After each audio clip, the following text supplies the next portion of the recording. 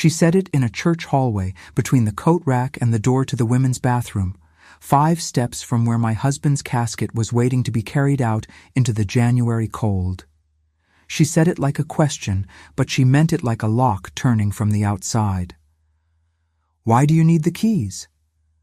I had asked for them quietly in that corridor, my golden mustard sweater still warm from where I had pressed both hands against my own chest all morning, just trying to hold myself upright. She stood with her arms loose at her sides.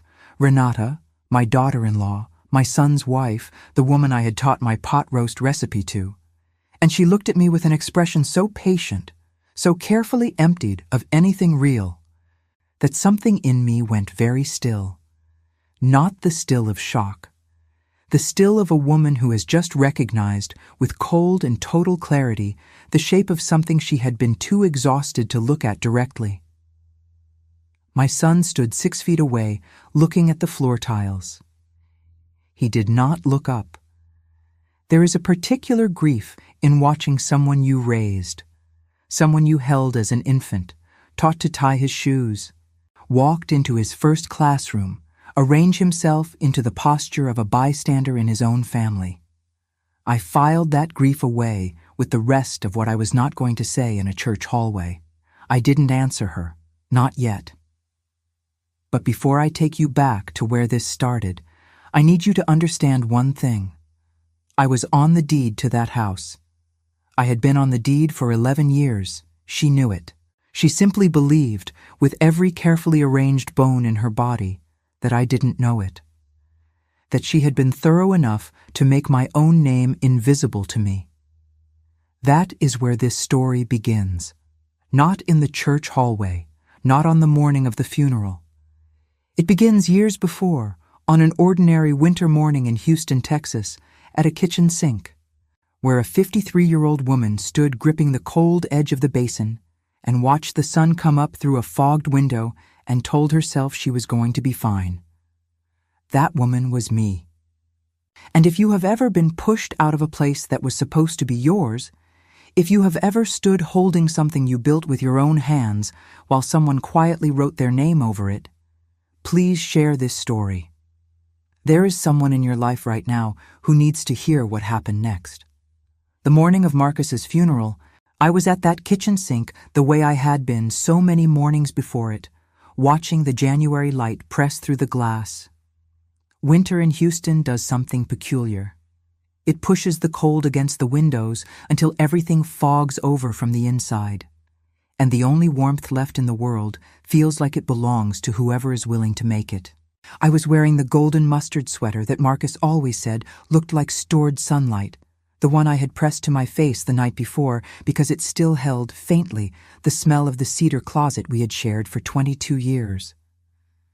I gripped the edge of the sink with both hands because my legs weren't fully reliable that morning, and outside the window, our quiet suburban street in Houston sat still under the gray January sky. The modest homes, the chain-link fences, the neighbor's brown winter lawn, a trash can lid rattling somewhere in the cold. On the kitchen table behind me sat a stack of unpaid bills held together with a rubber band. $14,200 in medical debt I had paid alone across 8 months of Marcus's decline. Every copay, every specialist referral, every overnight stay in that hospital corridor where I had learned to sleep upright in a plastic chair. I hadn't touched the rubber band in 3 days because the numbers were already memorized. They lived in my chest like a second heartbeat, slower and heavier than the first. I say my prayer every morning before my feet touch the floor. Lord, give me strength for what's coming. I said it that morning without knowing yet what was coming. Maybe faith is exactly that, asking for the grace you'll need before you can name the wound. The pot roast was already in the slow cooker. I had started it at 5 in the morning. Before anyone else was awake, moving through that kitchen the way I had moved through it for 11 years, knowing which drawer stuck, which cabinet swung too wide, which spot on the linoleum went cold even in summer. It was my house, It smelled like my food and my faith and the quilting thread I kept on the windowsill above the sink. I just didn't know yet that someone had already decided it wasn't. The first crack in that morning came quietly, the sound of Renata's car arriving outside earlier than expected, the particular way a car door closes when the person behind it has no doubts about where they belong. I looked at the stack of bills on the table. I looked at the rubber band holding them together. I breathed. Today you bury your husband, I told myself. Everything else comes after. I had no idea how much was coming or how fast. She called me clingy the first time at a birthday dinner, not to my face, to my son's face, in a voice kept just low enough that I wasn't supposed to hear it from the kitchen, just high enough that I heard every word. I was at the counter spooning pot roast into the serving dish, the meat falling apart the way it does when it's been slow cooking all day in the good broth, the patient kind, the kind that takes time and cannot be rushed. And I heard her say it. Clingy, a lot to manage, really difficult sometimes. I set the spoon down. I breathed until my hands stopped shaking. Then I carried the dish to the table and asked if anyone wanted more bread. That is what resignation looks like from the inside, not the peaceful kind that resembles wisdom, the exhausted kind that looks like grace and feels like drowning. I told myself I was 53 years old. That conflict was a luxury I could no longer afford, that Marcus was sick and my energy belonged to him. That daughters-in-law take adjustment, that I was probably too sensitive, too much myself, too much to manage. Every woman I know has swallowed that sentence at least once. This is not the thing. This is not worth it. I want you to ask yourself right now, how many times have you swallowed that sentence? How many times have you set the spoon down and carried the dish to the table and asked if anyone wanted more bread? I tried to speak up. Twice. Once in a parking lot after a birthday dinner where my son listened to me for 4 minutes and then said, "Mom, she's just different from you. That's not a crime." Once on the phone, where I started crying and he went so quiet I thought the line had dropped, and then he said, "I don't think this is healthy for anyone."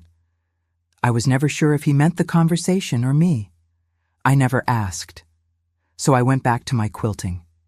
Before everything got heavy, I quilted every Thursday evening at the church annex on 5th Street in Houston.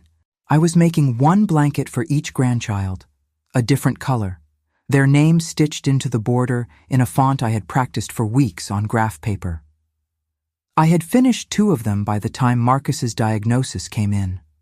After that, the evenings blurred into hospital schedules and medication calendars, and the blankets sat unfinished in the cedar chest my father had built with his own hands.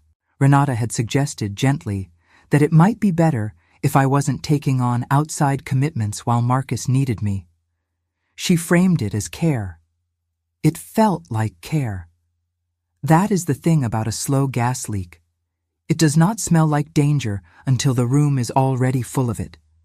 My faith held me upright during those years the way a fence post holds a vine from collapsing.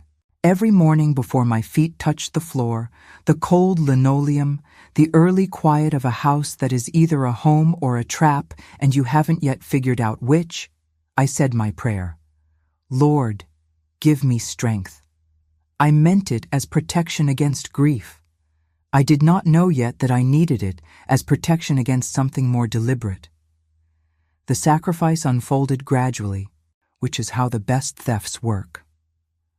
My mother's silver, 6 serving pieces she had brought from her own mother's house, disappeared from the cabinet in the winter of 2020. Renata said she was storing them for safekeeping. The cabinet wasn't secure, she explained. I nodded. My father's cedar chest was moved to the garage, then to a storage unit whose address I was never given. The car my father left me, a reliable sedan I had driven for 6 years, was sold in 2019 when Renata said they needed emergency cash to cover something urgent. I signed the title over at the kitchen table. Marcus was having a bad week. I told myself the income from the sale would find its way back to me somehow. It didn't. The quitclaim deed arrived on a Tuesday afternoon in February 2021, printed on regular paper, slid across my kitchen table between a coffee mug and a stack of mail. A tax formality, Renata said. The estate planner had recommended it, just to simplify things when the time came. My son stood behind her with his hands in his pockets and his eyes on the wall, arranged in the posture of a man who has already agreed to something and is waiting for someone else to finish the part he couldn't do himself. I want to pause here because I know what you're thinking right now. You're thinking, why did you sign? And I need you to hear me clearly, because it matters. I signed because I had been slowly, deliberately managed down to a woman who trusted the people at her table without verification. That is not stupidity. That is the predictable outcome of a sustained campaign to isolate and exhaust a person until she signs what you put in front of her. There is a difference between being foolish and being maneuvered. A critical, consequential difference. The second crack came in August when I called my son 4 times over 3 days, and none of the calls came back. I told myself it was a busy week. I should have called it something else, something with a name, something with a design. I know now that unreturned calls are not thoughtlessness. They are preparation. Someone was working to make sure I arrived at the next conversation without backup, without the quiet confidence that comes from having been recently plainly loved by the people who are supposed to love you. The phone call came on a Tuesday afternoon in November at 4:47 p.m. I know the exact time because I looked at the clock when my phone rang. I had just sat down with a cup of tea after returning from a doctor's appointment, and the area code was unfamiliar, which is why I answered instead of letting it go to voicemail. A young woman's voice, professional, slightly rushed. "Is this the co-owner listed on the deed for the property at..." And then she said the address. My address. The address I had paid into for 11 years, cooked in, prayed in, quilted in. "Yes," I said. My voice came out steady. "I don't know how. I'm so sorry to disturb you. I think I've dialed the wrong number. This is the estate attorney's office. We'll need your signature on some transfer documents eventually. Are you available for a call with the attorney this week?" She was flustered. She had made a mistake. She apologized twice more and hung up. I sat very still in the chair for a long time with my phone still in my hand and the tea going cold in front of me. Co-owner. I called the estate attorney's office back that same evening. I said my name. I said I was the co-owner listed on the deed. There was a careful pause on the other end, the specific pause of a professional recalculating something important. The attorney told me the quitclaim deed that had been submitted for filing had come back from the county clerk's office for a technical error in early 2021, and it had never been resubmitted. It was sitting in a file, legally worthless, never recorded. My name was still on the deed, a house now worth $287,000. I thanked her. I put the phone down. I did not cry. I went to the closet and found the box where I kept important papers, pulled out the original mortgage documents from 2010, and read my own name on them in black ink. Then I went to the kitchen table and I picked up the stack of unpaid bills and I opened the rubber band and spread every page across the surface one by one. And then I got out a yellow legal pad. What I felt in that moment was not relief, and it was not joy. It was something cold and methodical, like a machine that has been idle for years, turning on and running now at exactly the purpose it was built for. I wrote down everything I had given into that house.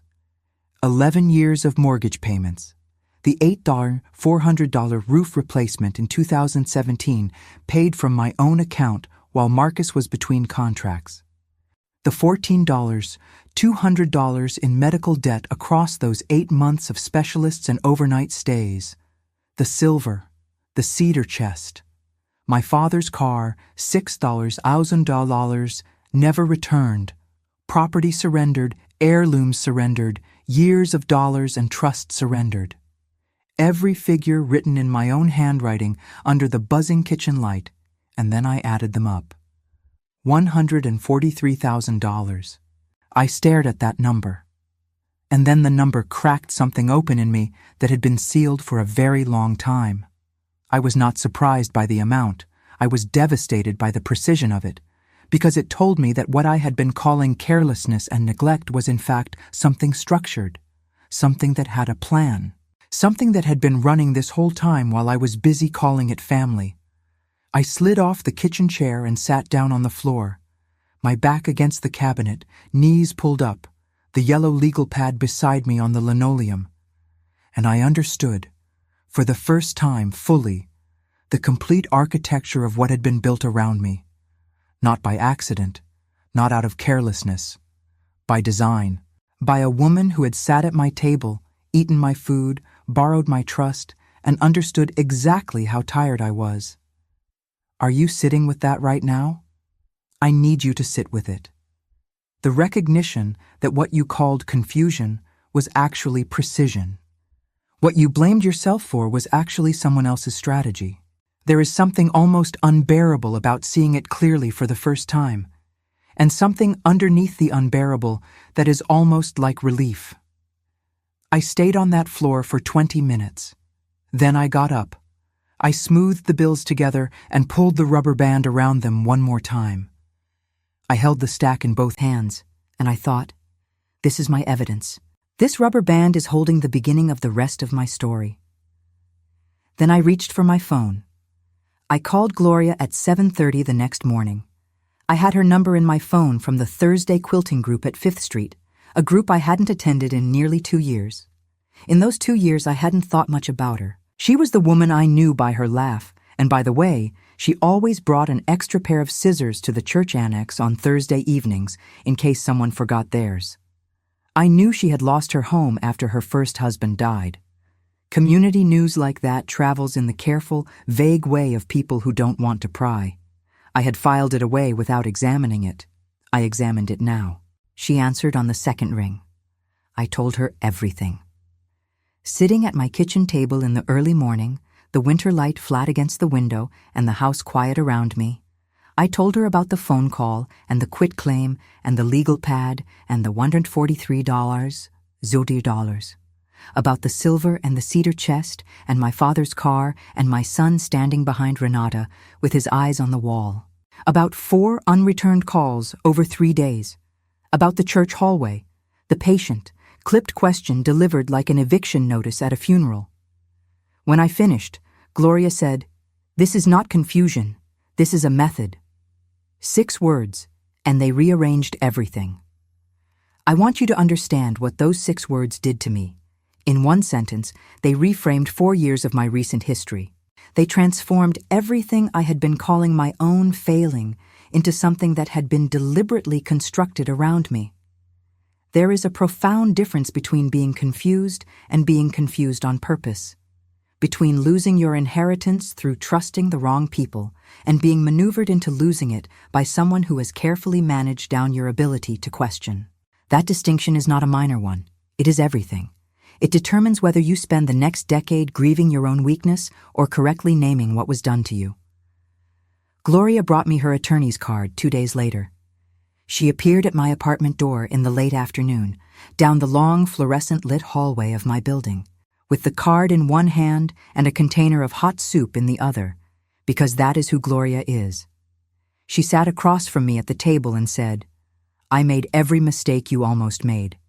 And then I found someone who helped me name what was being done to me. That is what I'm doing for you right now." That is what a real ally does. Not solve it for you, not take over the story. Name the thing, and stand beside you while you figure out what to do with the name. I called the attorney that same evening. She was precise and unhurried at once, the kind of woman who doesn't waste your time or her own. She confirmed my legal standing, the unrecorded quitclaim, the house's value of $287,000. She asked simply, "What do you want to do with this?" I had not been asked what I wanted in years. I had thought about what Marcus needed, what the bills required, what Renata deemed appropriate, what my son could manage. My own wants had become a small, quiet thing I had stopped opening. That night, I opened it. The clarity that moved through me was nothing like grief and nothing like anger. It was cleaner than either. The particular resolve of a woman who has finished being surprised and started being strategic. I was not going to chase every dollar through a courtroom, but I was going to make sure she understood, privately, clearly, with no softening, that she had not finished what she started, that she had been careless, and I was still here. For 3 weeks I acted like nothing had changed. I want you to understand what that costs, because it means sitting across from Renata at a holiday table, listening to her describe our shared history in that smooth, managing voice while I passed rolls and nodded and said nothing that would betray what I was building underneath. It means answering her texts in the usual time frame. It means continuing to exist inside her version of who I was, the quiet, grateful, manageable woman who was not worth worrying about, while underneath that compliance I was constructing something she couldn't see or touch. Gloria and I talked every evening. She was a strategic partner in a way I hadn't had since Marcus and I used to sit at this same kitchen table and plan things together. Savings, repairs, what to do about the gutters before they became a costly problem. That particular kind of forward-moving shared thinking had been missing from my life for years. Gloria brought it back. She asked sharp questions. She made me write everything down. She treated my situation with the seriousness that Renata's management had always worked to strip from it. Through my attorney, I had confirmed my legal position.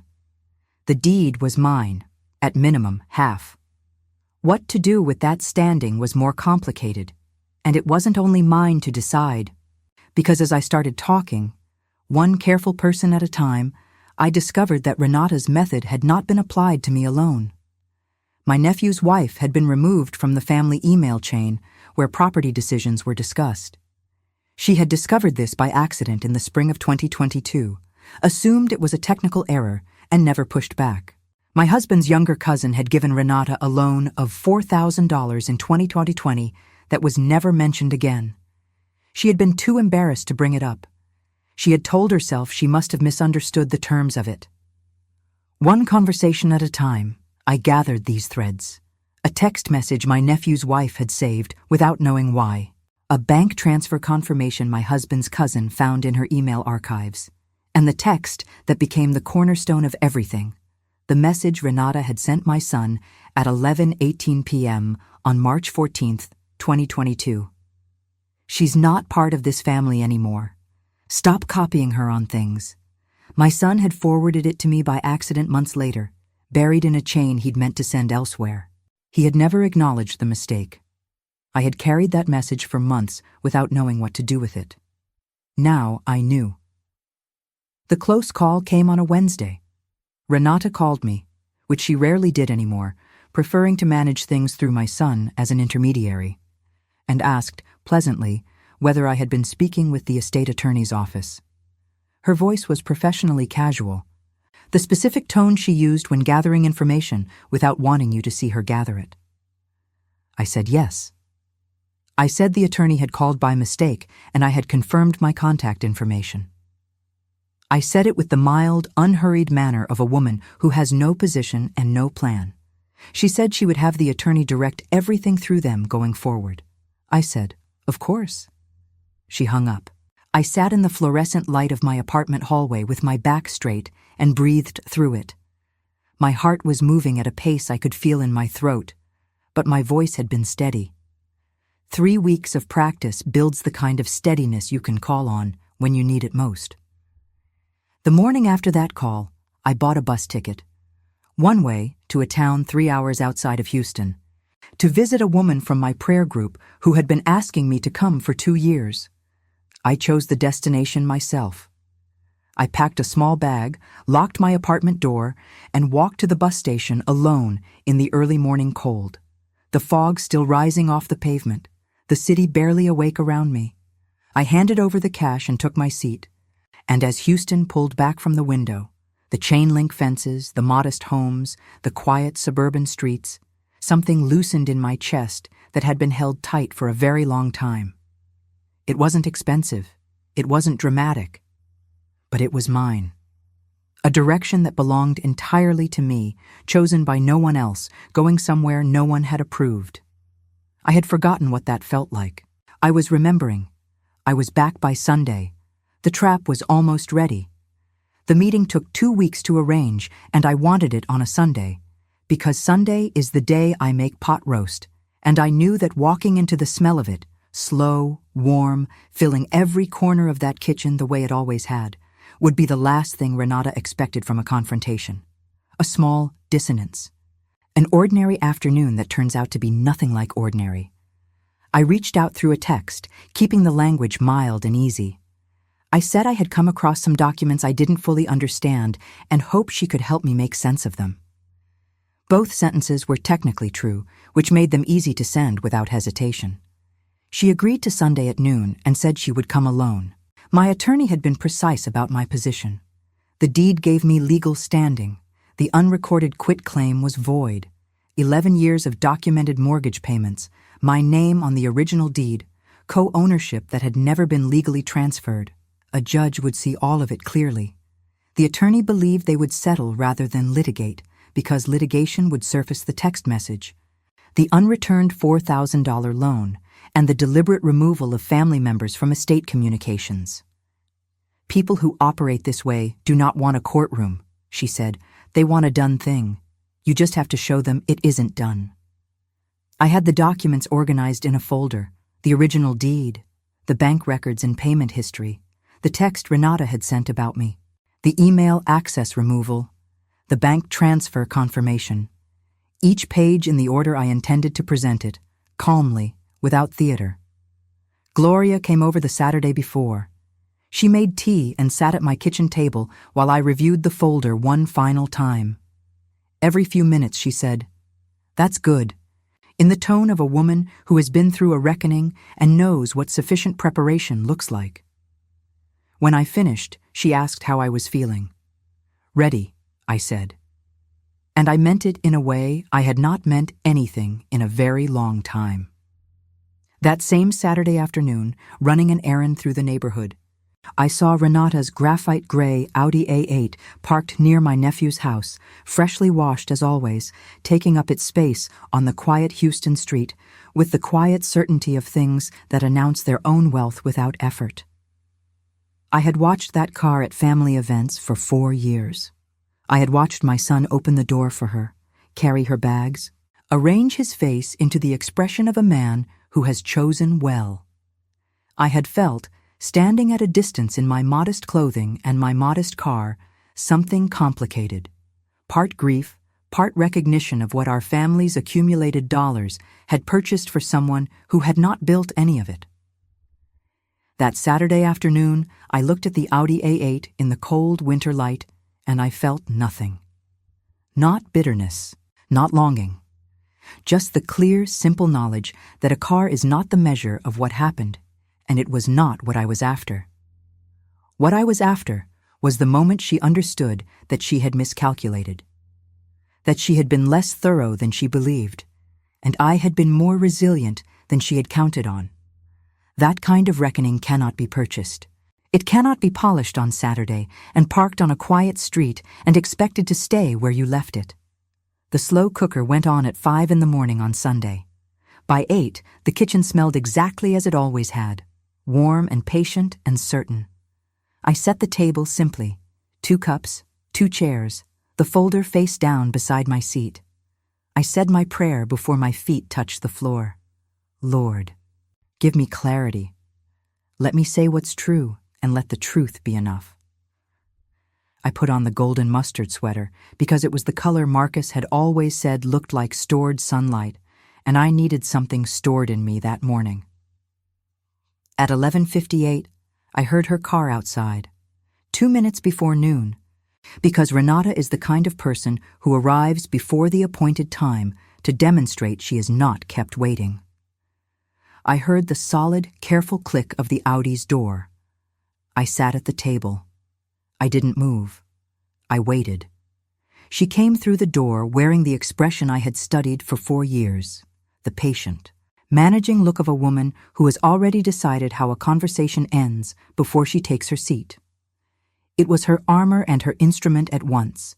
It said, "I am calm, you are not, I will help you understand what you've misunderstood." She looked at the kitchen, the slow cooker humming on the counter, my hands flat on the table surface, the folder face down beside my place. She read the room the way a person reads a room they expected to control, and something shifted behind her eyes. Barely, just the micro-movement of someone whose preparation has found a gap it didn't know was there. She sat down. She folded her hands on the table in front of her, composed, deliberate, the hands of a woman who has always known how to occupy a room on her own terms. I had watched those hands pass dishes and sign forms and arrange the space around her for 4 years. Today, they sat still. "You said there were documents you didn't understand," she said. "There were," I said. "I understand them now." I turned the folder over. I placed the pages on the table in order, one at a time, naming each one as I set it down, without raising my voice above the ordinary register of a woman having a conversation. The original deed. My name on it still, after 11 years. In black ink that had survived every attempt to make it disappear. The quit claim she had had me sign in February 2021, unrecorded, void, legally worthless as every hour she had spent managing me into signing it. The bank records, mortgage payments, the roof replacement, the medical debt, a documented accounting of everything I had given into this house and this family that no one had ever planned to return to me. And last, the text message. 11:18 p.m., March 14th, 2022. "She's not part of this family anymore. Stop copying her on things." I placed it last. I smoothed it with my hand. I looked at her. "Where did you get that?" she said. Her voice was still managed, still patient. But something had shifted behind it, the specific quality of a person who has been careful for a long time and is now looking directly at the gap in that carefulness. "The same place I've always been," I said. "On the deed to this house." She tried the voice, the slow, steady, rerouting tone that had directed 4 years of conversations toward the conclusion she needed them to reach. She said she hadn't known the quitclaim hadn't been filed. Said there must have been a clerical error. Said this was very stressful and perhaps we should all get together with the attorney, as a family, in good faith. I let her finish. I let every word complete itself and settle into the kitchen air between us. Then I said, "You called me clingy, unstable, a lot to manage. You told my son to stop copying me on things. You moved my mother's silver. You sold my father's car. You had me sign a paper at this very table and called it a formality. And then, in the hallway of the church where Marcus and I were married, on the morning of his funeral, you asked me why I needed the keys to my own house." The slow cooker kept its rhythm in the background. "You were very thorough," I said. "You just weren't thorough enough to finish." She opened her mouth. She closed it. For the first time in 4 years, I watched Renata's expression lose its management. Not into rage, not into tears, but into the flat, open stillness of a person who has run out of the script they memorized and finds themselves in improvised territory with nothing prepared. "This isn't what it looks like," she said. "I know what it looks like," I said. "I also know what it is. I'm not confused. I'm not emotional. I'm not a lot to manage. I am the woman whose name is still on this deed, who kept records, and who needs you to understand that clearly before anyone makes additional decisions about what belongs to this family. You can only manage a woman who doesn't know her own value. The entire architecture of what had been done to me depended on my not knowing my legal standing, not knowing the numbers, not knowing that my own name was still written on the document that mattered most. The moment I stopped not knowing, the management became impossible. You cannot control a woman who has read her own deed.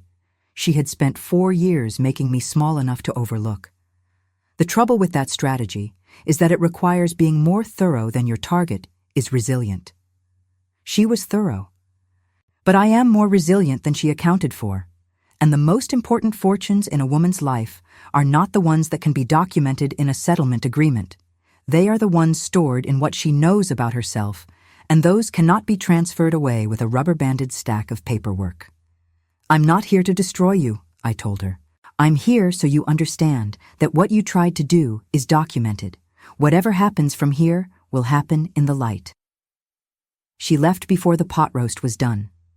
She gathered her things with composed, precise movements, the movements of a woman who will not give you the satisfaction of watching her unravel in your kitchen. And she walked out without a word. I heard the Audi door close from inside the house. I heard her drive away. The silence she left behind was the most beautiful sound I had heard in 4 years. I sat in it for a long time.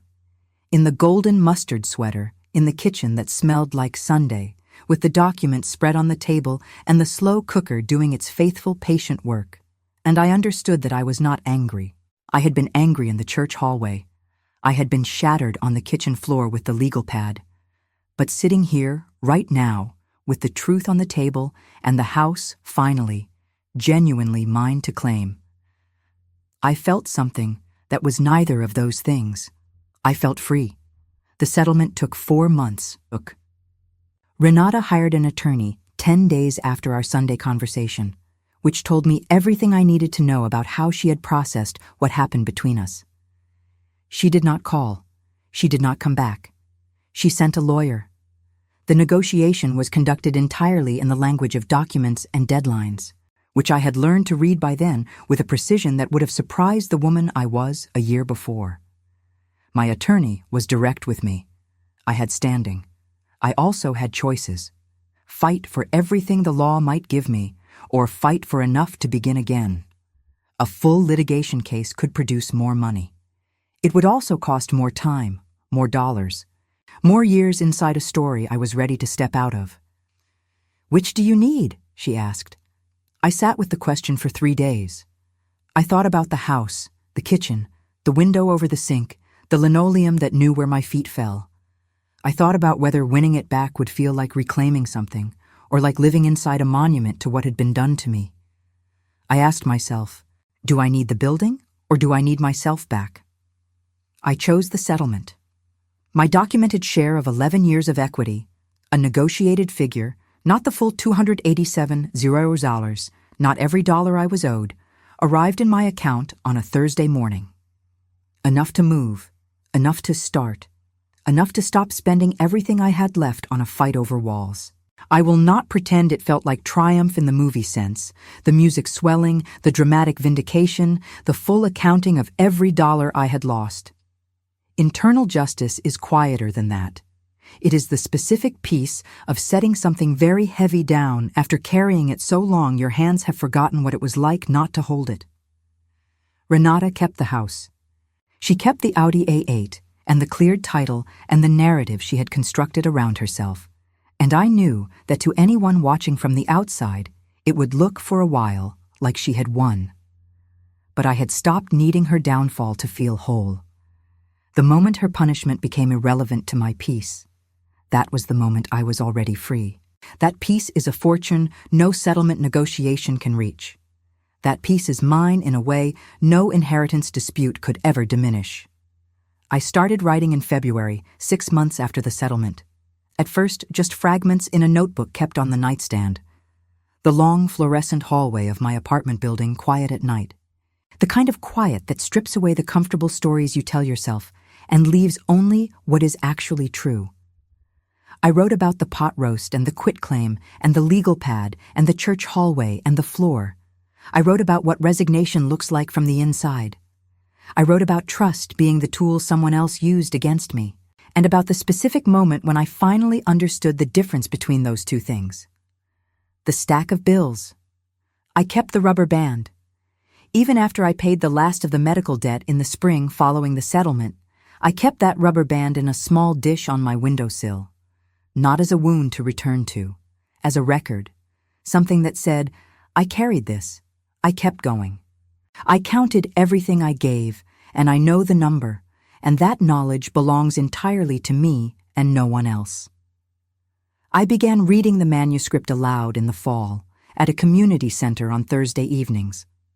Gloria came every time, sitting in the second row and nodding with the particular nod of someone who has been through the same fire and knows which parts of the telling are the hardest to say out loud. 2 women came the first Thursday who didn't know me at all. By the third Thursday, there were 12, ranging from 31 to 78, leaning forward in that specific way of people hearing their own experience named by someone else's voice.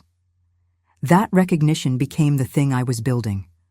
Not a fortune by anyone's conventional accounting. Not millions, not the net worth figure I might have had if the inheritance had been handled honestly. Not the dollar amounts a longer litigation might have recovered. Something with more enduring value than any of those numbers. A room full of women who left with something they could use. The quilting blankets are nearly finished now. I started them again at the church annex on 5th Street, Thursday evenings. The same chairs, the same warm light, Gloria beside me and other women around the table, with their hands busy and their voices honest. Each grandchild's name stitched into the border in the font I practiced on graph paper before everything happened. The blankets carry something new in the stitching now. Not just love, but endurance. Not just softness, but the record of what softness can survive. My final destination is not a specific address. It moves as I move. It is wherever I have decided to put myself, for my own reasons, without needing anyone's permission. I buy a bus ticket somewhere new every few months and I go, and every time the city falls away from the window behind me, I feel that loosening in my chest. The specific freedom of a direction that belongs entirely to me. Someday I will drive an Audi A8 in graphite gray down a road I chose for no reason except that I wanted to.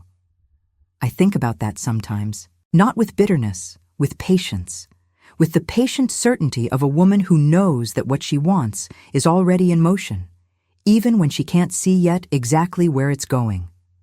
I am closer every week. It is March now. The winter that pressed itself against every window for so many months has finally loosened its grip on Houston, and something tentative and green is pushing up along the chain-link fences on the quiet suburban streets I still drive through sometimes. The fog has lifted from the glass. The light comes in direct and insistent now, not sideways and apologetic the way January light is, but forward and certain, like it has somewhere to be and knows it. I find that I do too. I am 14 months out from the phone call that told me I was still on the deed. A year out from the Sunday confrontation in my kitchen. 2 years out from the church hallway and the question, "Why do you need the keys?" that tried to make me forget my own name was written on the answer. Renata still has the house. My son and I are rebuilding something, slowly and with difficulty, with the specific awkwardness of people who know too much about what happened between them and are choosing deliberately to try anyway. I will not tell you that is easy. I will tell you that choosing it is mine to do, and I am the one doing it.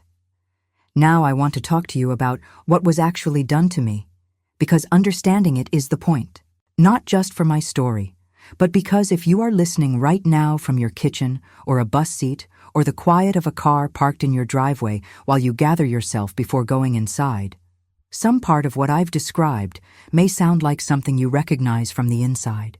And if it does, I need you to hear the name of it clearly, so you can recognize the architecture before the math gets to 143 $.